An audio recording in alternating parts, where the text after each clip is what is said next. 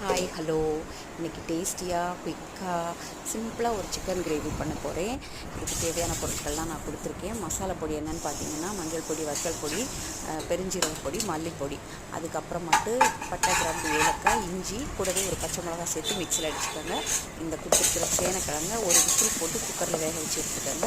அதுக்கப்புறம் நான் வீடியோவில் கொடுத்துருக்குற மாதிரி ஒவ்வொரு பொருளாக போட்டு நீங்கள் வதக்கிட்டு சிக்கனும் போட்டு மசாலாவில் நல்லா படுற மாதிரி எல்லாம் வதக்கிட்டு தேவையான அளவு தண்ணி வச்சு இந்த மசாலாக்கள் எல்லாம் சேர்த்து கிரேவி உங்களுக்கு எந்த அளவுக்கு வேணுமோ அந்தளவுக்கு வச்சு தேவையான அளவு உப்பு போட்டுட்டு குக்கரில் ஒரு விசிலுக்கு நீங்கள் போட்டு எடுத்தால் போதும், கிரேவி ரெடி ஆயிரும்.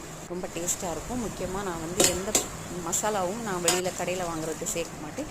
எல்லாமே வீட்டில் உள்ள மசாலாக்கள் தான் நான் யூஸ் பண்ணுவேன். இந்த வீடியோ பிடிச்சிருந்தால் லைக் பண்ணுங்கள், ஷேர் பண்ணுங்கள், கமெண்ட் பண்ணுங்கள், மறக்காமல் சப்ஸ்கிரைப் பண்ணுங்கள். முக்கியமான ஒரு விஷயம், எண்ணெய் ஊற்றிட்டு எண்ணெய் சூடாகிறதுக்கு முன்னாடி நீங்கள் வத்தல் போட்டுட்டு வெங்காயம் போட்டு வதக்கினா ரொம்ப டேஸ்ட்டாக இருக்கும்.